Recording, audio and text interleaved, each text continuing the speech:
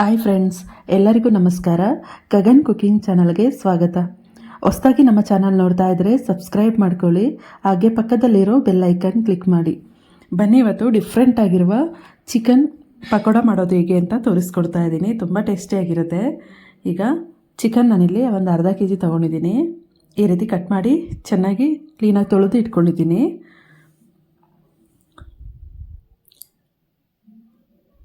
ಇದಕ್ಕೆ ನಾನಿಲ್ಲಿ ಈರುಳ್ಳಿ ಎರಡು ದಪ್ಪ ಎರಡು ಸಣ್ಣ ಕಟ್ ಮಾಡ್ಕೊಂಡಿದ್ದೀನಿ. ಹಾಗೆ ಕೊತ್ತಂಬರಿ ಸೊಪ್ಪು ಸ್ವಲ್ಪ, ಅಚ್ಕಾರದ ಪುಡಿ ಸ್ವಲ್ಪ, ಧನಿಯಾ ಪೌಡ್ರು 1 ಸ್ಪೂನು, ಶುಂಠಿ ಬೆಳ್ಳುಳ್ಳಿ ಪೇಸ್ಟು ಸ್ವಲ್ಪ 2 ಸ್ಪೂನು, ಆಲೂಗೆಡ್ಡೆ, ಬೇಯಿಸಿರೋ ಆಲೂಗೆಡ್ಡೆ 1, ಮತ್ತು ಕಡಲೆ ಹಿಟ್ಟು ಸ್ವಲ್ಪ, 200 ಗ್ರಾಮ್ ಆಗೋಷ್ಟು ಕಡಲೆ ಹಿಟ್ಟು ಹಾಕ್ಕೊಳ್ತಾ ಇದ್ದೀನಿ.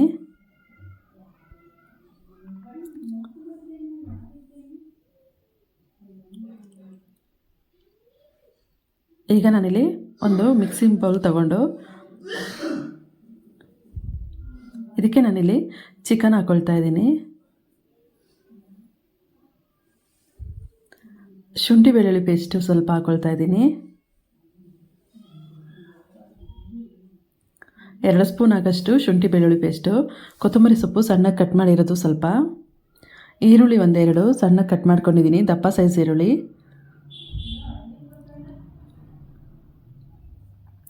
ಧನಿಯಾ ಪೌಡ್ರು 1 ಸ್ಪೂನು, ಅಚ್ಕಾರದ ಪುಡಿ 1.5 ಸ್ಪೂನು,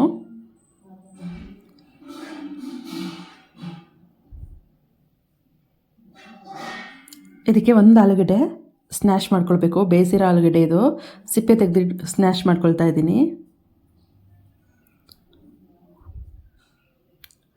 ಜೀರಿಗೆ ಸ್ವಲ್ಪ ಹಾಕಬೇಕು, ಒಂದು ಅರ್ಧ ಟೀ ಸ್ಪೂನ್ ಆಗೋಷ್ಟು ಜೀರಿಗೆ,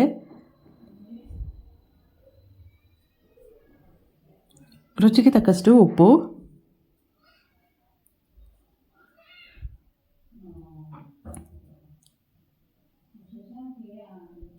ಕಡಲೆ ಹಿಟ್ಟು ಸ್ವಲ್ಪ ಹಾಕ್ಕೊಳ್ಬೇಕು. ಇದಕ್ಕೆ ಹಾಕ್ಕೊಂಡು ನೀರು ಹಾಕ್ಕೊಳ್ಬಾರ್ದು, ಹಾಗೆಯೇ ಇದರಲ್ಲೇ ಮಿಕ್ಸ್ ಮಾಡ್ಕೊಳ್ಬೇಕು, ನೀರು ಬೇಡ. ಹಾಗೆ ಗಟ್ಟಿಯಾಗೆ ಮಿಕ್ಸ್ ಮಾಡ್ಕೊಳ್ಬೇಕು.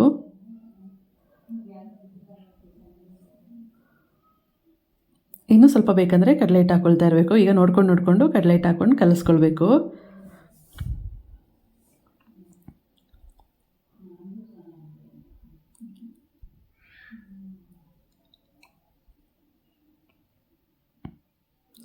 ಈಗ ಹಿಟ್ಟು ಕಲಸಿದಾಗಿದೆ. ಇದನ್ನು ನಾನು ಸುಮಾರು 2 ಅವರ್ ಇಡ್ತಾಯಿದ್ದೀನಿ. ಫ್ರಿಡ್ಜ್ ಒಳಗಡೆ ಇಡ್ತಿದ್ದೀನಿ. 2 ಅವರ್ ಇಟ್ಟರೆ ಚೆನ್ನಾಗಿ ಚಿಕನು ಉಪ್ಪು ಖಾರ ಎಲ್ಲ ಹಿಡ್ದಿರುತ್ತೆ. ಮಾಮೂಲಿ ಅರ್ಧ ಗಂಟೆ ಇಟ್ಟರೂ ಸಾಕು. ಈಗ ಇದನ್ನು ಈ ರೀತಿ ಚಿಕ್ಕ ಸೈಜಾಗಿ ಉಂಡೆಗಳು ಮಾಡಿಬಿಟ್ಟು ಎಣ್ಣೆ ಕಾಯಕ್ಕೆ ಇಟ್ಬಿಟ್ಟು ಎಣ್ಣೆ ಒಳಗಡೆ ಹಾಕಬೇಕು. ನೋಡಿ, ಈಗ ಎಣ್ಣೆ ಚೆನ್ನಾಗಿ ಕಾದಿದೆ. ಕಾದಿದ ಮೇಲಿಂದ ಈ ರೀತಿ ಚಿಕ್ಕದಾಗಿ ಉಂಡೆ ಕಟ್ಬಿಟ್ಟು ಹಾಕಬೇಕು.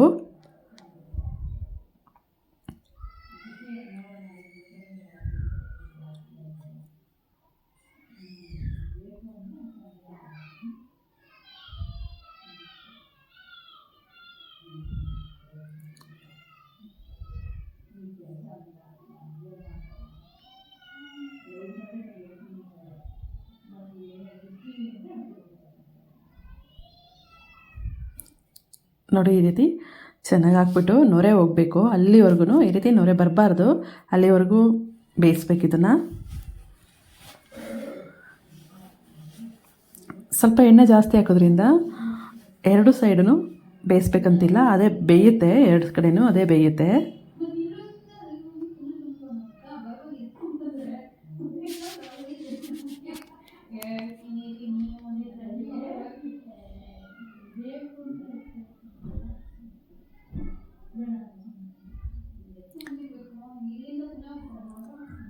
ಈಗ ಚಿಕನ್ ಪಕೋಡ ರೆಡಿಯಾಗಿದೆ.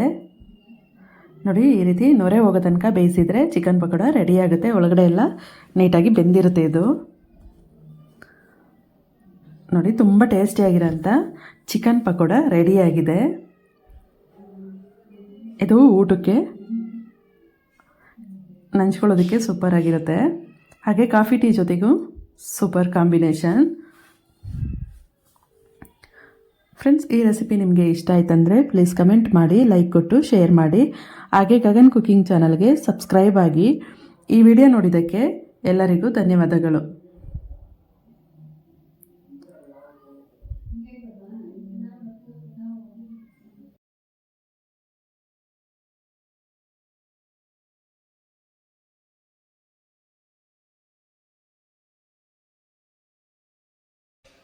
ಯಾರೆಲ್ಲ ನನ್ನ ಚಾನಲ್ ಹೊಸದಾಗಿ ನೋಡ್ತಾ ಇದ್ದೀರಾ, ಸಬ್ಸ್ಕ್ರೈಬ್ ಆಗಿ. ಹಾಗೆ ನಿಮ್ಮ ಫ್ರೆಂಡ್ಸು ಫ್ಯಾಮಿಲಿಗೆಲ್ಲ ಶೇರ್ ಮಾಡಿ. Thank you friends.